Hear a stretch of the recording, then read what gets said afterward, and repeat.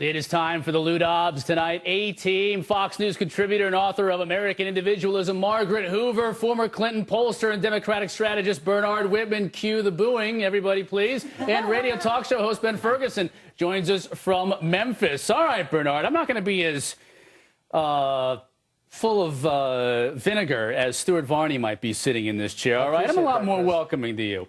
Let's start with the president's job approval rating, hitting an all-time low in a Gallup poll yesterday, equaling an all-time low. What could he possibly say, Bernard, next week that could not only energize his base, who he's losing, but could also make the right say, you know what, that idea might actually work?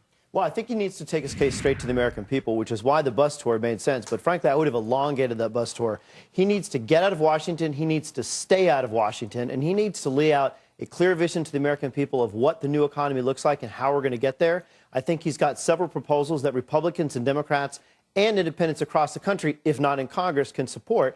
Number one, let's get these free trade agreements passed. Number two, let's take a payroll tax holiday and extend that for employees and add it also for employers. Let's streamline the patent approval process. That's cutting regulation, cutting taxes. And we've got to make the case to invest in this infrastructure job bank. We've got unemployment 50% higher among construction workers. With all the devastation in the whole East Corridor, construction workers could use jobs there. And every $1 billion invested in construction can generate 30,000 jobs. You put $500 billion in there, that is 15 million jobs in construction industry. Even if you agreed, Margaret, to you, I'm going to get to you in a second here, Ben. Margaret, even if you agreed with that, right, the Republicans would say it's not nearly enough, or that's not going to make nearly a big enough difference. Well, what the Republicans are going to say, look, the onus is on Barack Obama to prove that he can have an economy that is growing again, he can get employment down, he can create certainty in the markets. At the end of the day, it almost doesn't matter what Barack Obama says next week.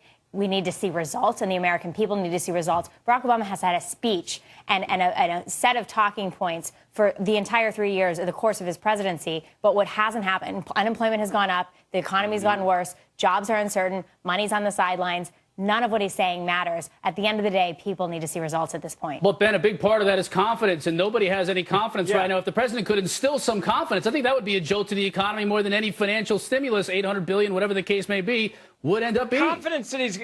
Well, look, he's got to have confidence that people actually know that he's going to stay out of it and stop trying to make government create jobs and let the private sector do it. First of all, he's got to start letting companies bring money that they make overseas back to this country. Now, he says, well, we don't know how they're going to spend that money. I don't care. Bringing $1 trillion back to America is bringing $1 trillion back to this country. But look at what he did today when he got his new member of his economic team. This is a guy that's in favor of higher taxes. That's what the president keeps trying to say is, well, we're going to have to raise taxes in some form. I'm not sure the president honestly knows how to fix the economy. He thinks the government's the only way it can do it. I would say, Mr. President, get out of Washington, get out of Main Street, get out of the private sector. Let us do what we do well, and that's hire people, create jobs, and get us some tax breaks instead of letting us have this X factor of uncertainty, because what he has done has not worked, and I think most economists agree with that. And I don't think another stimulus, another government idea is going to fix this with new roads, as he was talking about 2 weeks ago. Building new roads, we're not in the 1930s any longer. All right, some of those roads were built in the 1930s, Ben. All right, let's move on to the right. Michele Bachmann, moving on, telling supporters that hurricanes and earthquakes are the result of God punishing D.C. Ben, what do you think about that? Is that going to turn off voters or turn them on? You know, there's a lot of these candidates that we've seen have tried to get the evangelical vote.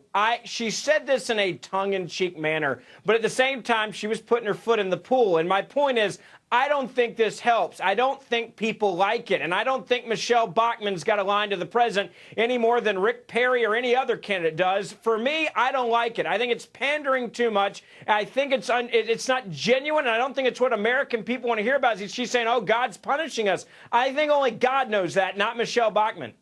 Bernard? I think actually it's a calling Dr. Freud moment, because this is exactly what Michele Bachmann believes. Michele Bachmann and Rick Perry both have a Messiah complex. They both think that they're brought here by the Lord to become president of the United States. And I will tell you, it is a huge turnoff. It may gin up the religious right, but as more people understand who Michele Bachmann is and what she believes and understand her right-wing religiosity and ideology, that is going to turn people off because people do not want to see religion. I want to get Margaret in here. Margaret, I got like 15 seconds. The only thing I would say is, you're right, she may have Messiah complex. What people don't remember is that when she was running for Congress, she also said that God was calling her to run for Congress to go to Washington to do the people's business. She does have a history of doing this, and you're right, doesn't appeal. Americans generally wear their faith, keep their faith very privately. They don't wear it on their shirt sleeves. And so it won't appeal to the broad public, and it won't appeal to the It's got to be the center that's going to win this election one way or another. All right, more with the A-team coming up, plus one of our favorite angry liberals, Al Gore, not Bernard Whitman, with his global warming skeptics taking it to an alarming level. The former VP's controversial comments